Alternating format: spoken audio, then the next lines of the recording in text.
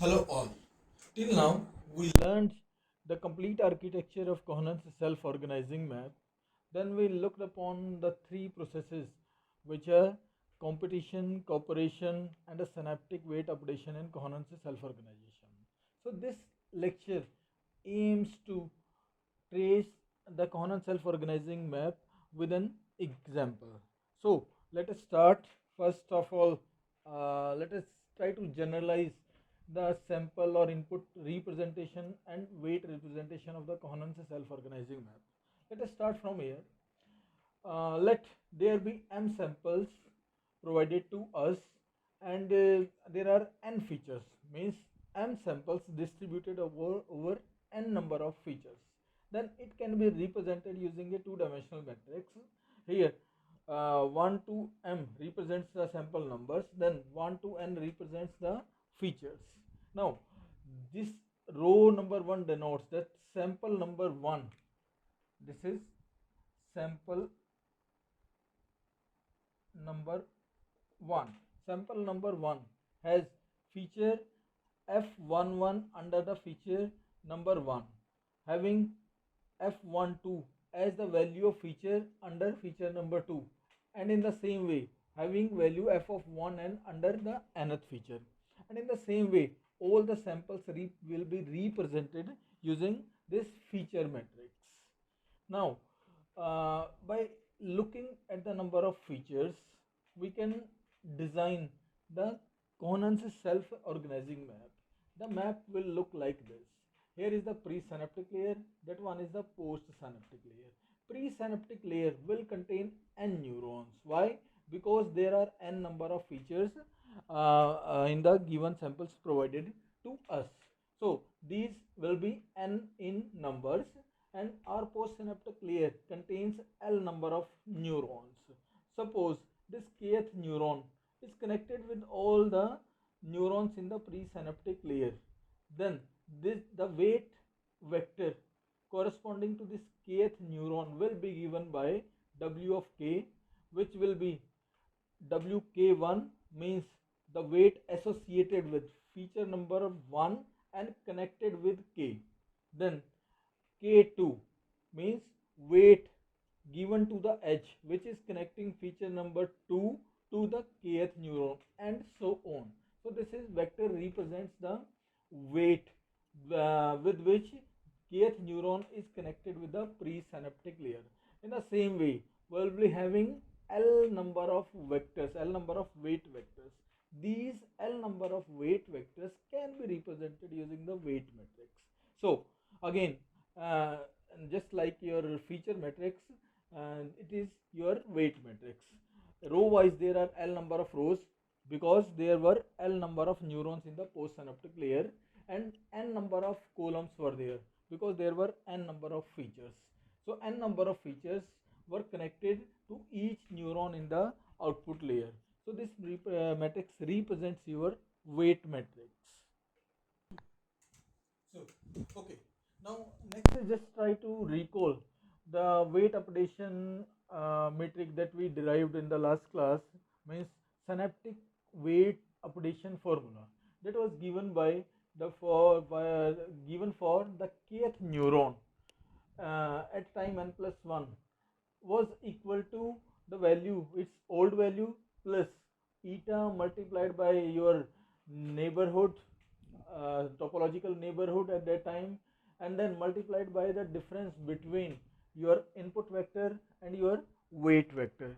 So this is the formula that we derived in the last class. Now look at this formula. This eta and this h of k, both are, you can say, going to be derived from some terms, and the value of both lies between 0 and 1. So their multiplication also will lie between 0 to 1, 0.0 to 1.0. Let collectively name it as the new eta.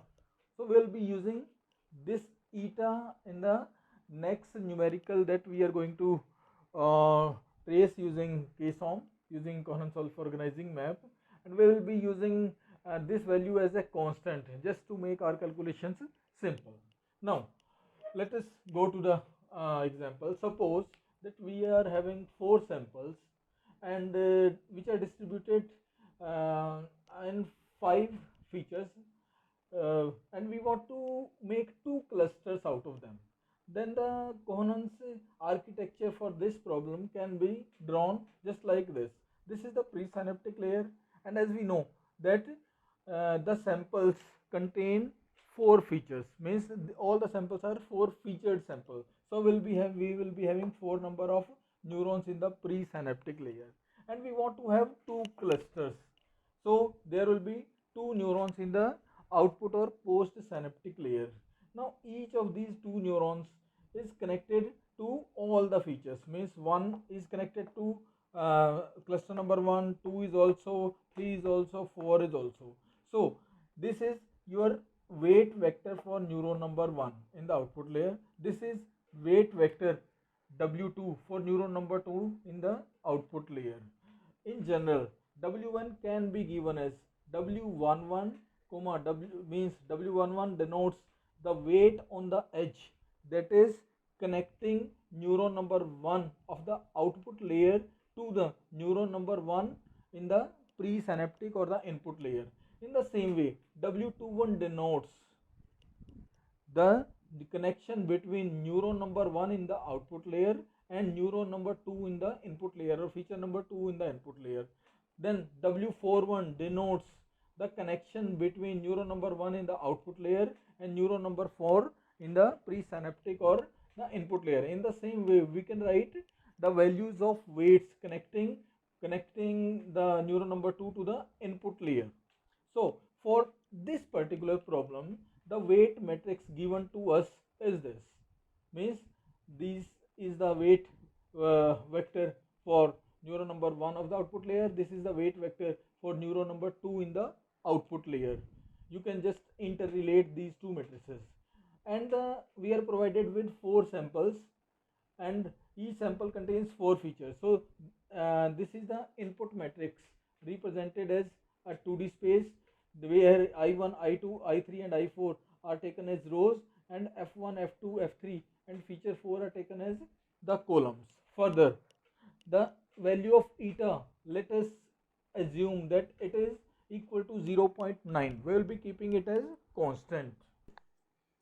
Okay, now the weight updation formula that was generalized earlier can be rewritten for this problem as W of hk at time t plus 1 will be given by W, or you can say weight at time t, or the older weight, plus eta, that is assumed to be equal to 0.9, multiplied by input minus the older weight, and also the Euclidean distance that is used to find the similarity between the weight matrix and the input pattern is given by this formula, that is Euclidean distance for kth cluster is a summation of W of hk minus input at that edge square, and where h varies from 1 to n, means we have to consider all the neurons from the input layer being excited, being connected to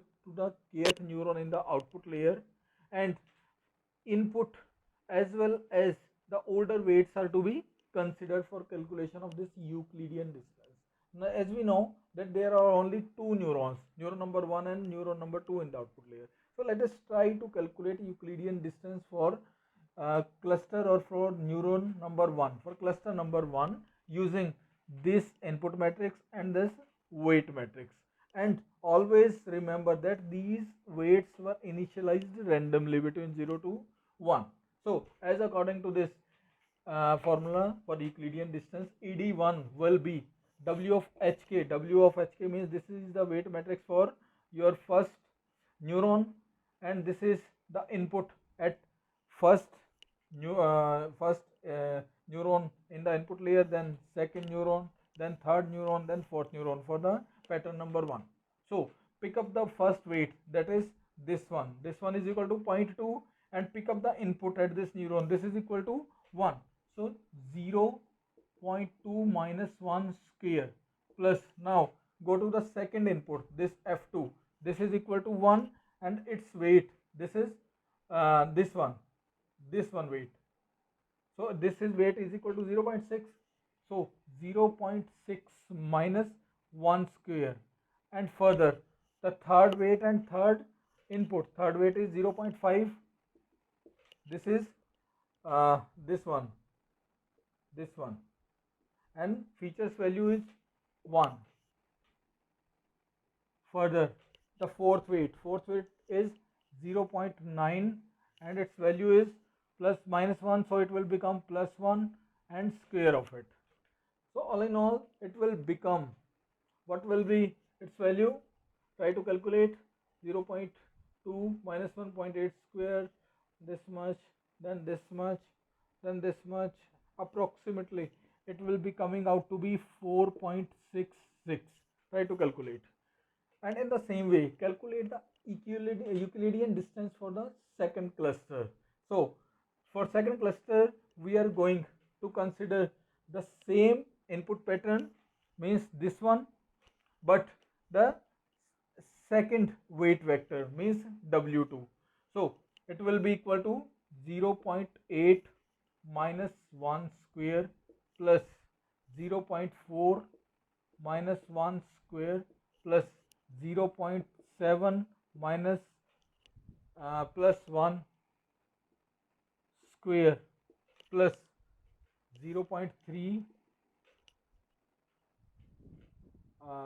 no, it will be minus, 0.3 plus 1 square, so it will come out to be equal to 2.18. It will be coming out to be 2.18, means which is most similar out of these two weight metrics with the input pattern. This one is similar or this one is similar. Euclidean distance shows the dissimilarity. So this is minimally similar, or you can say most minimally dissimilar and mostly similar. So it is going to be declared as winner. So the winner is cluster number 2. So this was the first process. Cluster number 2 is our winner. It means this cluster wins the competition for taking the pattern number 1 to its side. It means this pattern belongs to cluster number 2. If it belongs to cluster number 2, then comes the cooperation phase and strengthening phase. It means cluster number 2 is winner. We have to update the weights of cluster number 2, or you can say we need to update weight vector for cluster number 2, which is W of 2. Now weights with which W2 or cluster number 2 is connected are W of this 1 2, then W of 2 2, W of 3 2, W of 4 2. So all these 4 weights are to be updated, are to be strengthened. And also for simplicity, we have just assumed that the radius or the neighborhood is equal to 0.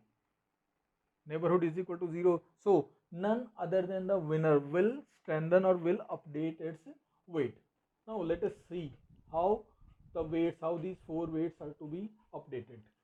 4 weights. First one was W of 1 2, second one was W of 2 2. These are to be updated, and then the third one is W of 3 2, W of 4 2. These 4 weights are to be updated using this formula. It means W of 1 1 will be equal to W1 2 old.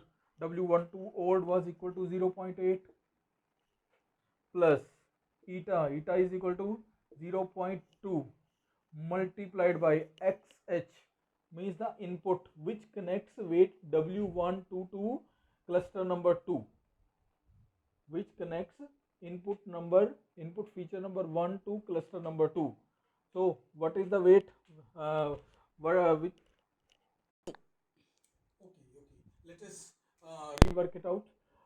So this input is the weight, that is this input xh is the input value, or you can say value of the feature that is connected to the weight w12. W12 means the value of this feature for pattern number 1. What was that? That was equal to 1. So it is 1 minus the old weight. Old weight was again 0.8. So solve this equation, and if we solve, it comes out to be 0.98. So it is the new value of your weight W12. In the same way, try to update the W22. So W22, what is the value? What is its old value? Equal to 0.4, 0.2, 0.9 it is actually. No? It was equal to, eta was equal to 0.9 as given there. 0.4 plus 0.9, and then input. What was the second input that was connected to the W22?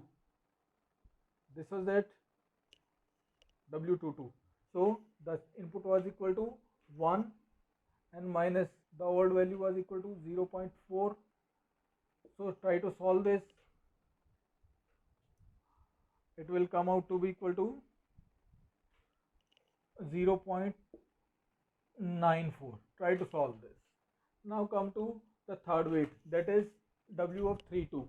W32 is equal to W32 old was equal to 0.7 plus eta multiplied by the third input. This one, third input was equal to 1 minus 0.7.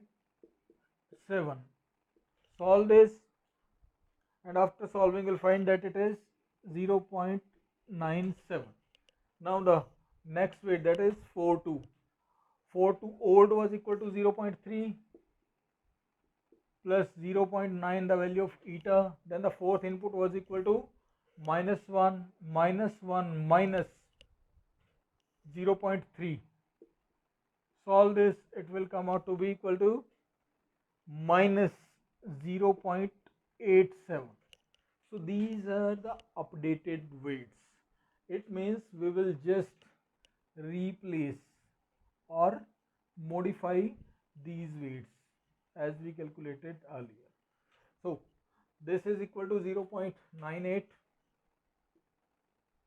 and this becomes W12, W22 becomes 0.94, W32 becomes 0.97, W42 becomes minus 0.87.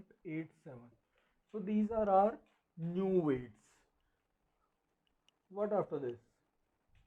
And we strengthened the weights of second cluster, and as we are assuming that none of the neighbor will be updated, so this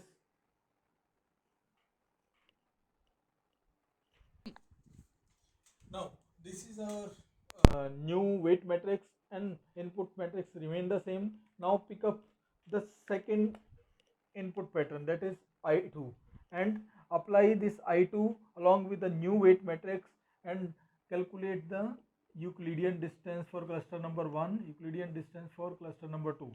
Means to say, what we are going to find? We are going to find the similarity between the second pattern and the updated weights, or you can say with cluster number 1 or cluster number 2. So again, using this Euclidean distance parameter for this one and Euclidean distance parameter for this one, determine these values. Again, find the one which is having the minimum value of Euclidean distance, update its weights, and accordingly this matrix will be modified, weight matrix will be modified. So after 4 number of iterations, one epoch will be completed. Repeat this for many number of iterations, 500 a number of iteration, 1000 number of iteration, or till you reached a condition where weights stopped modifying, or you were the convergence limit is approached. At that time, your uh, Conan self-organizing map is trained and is now ready to use for application. You may say that you can apply this trained Conan self-organizing map to cluster the new pattern in one of these two clusters. Okay, thank you.